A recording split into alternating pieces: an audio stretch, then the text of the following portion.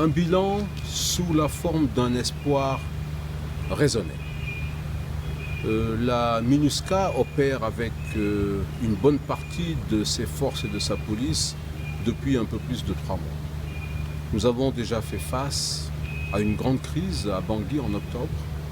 Nous avons déjà eu l'occasion sur le terrain de nous interposer dans le cadre de notre mandat de protection. Et nous avons déjà à notre bilan des arrestations importantes et l'expression d'une volonté bien affirmée de faire avancer ce processus.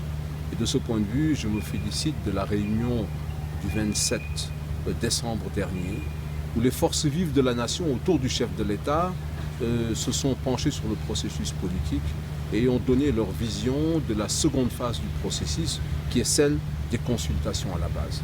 Cette appropriation du processus politique, la volonté d'aller de l'avant et d'avoir chaque étape bien établie, donnant des résultats probants, c'est cette démarche-là que nous préconisons et que nous allons soutenir. C'est elle qui va nous permettre très certainement de tenir les délais, et même si le démarrage semble difficile, même s'il y a encore, hélas, trop de violations des droits de l'homme, même s'il y a encore beaucoup de souffrances des populations. Je pense à celles qui sont dans des enclaves comme Yaloké, comme Boda. Je pense aux tensions qu'il y a encore autour du kilomètre 5.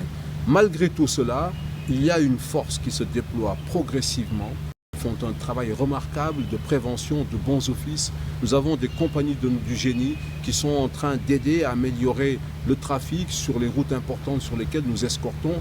En somme, cette mission, c'est vraiment la mission de l'espoir. C'est cette flamme de l'espoir qui avait été allumée lorsque le 15 septembre, on a pris le flambeau de la MISCA et tout le monde est engagé à la faire vivre, à la rester allumée et à ce qu'elle éclaire le chemin qui va conduire cette mission et ce pays surtout au Forum de Bangui et après le Forum de Bangui aux élections. Je le répète, nous rentrons dans une année de l'espoir.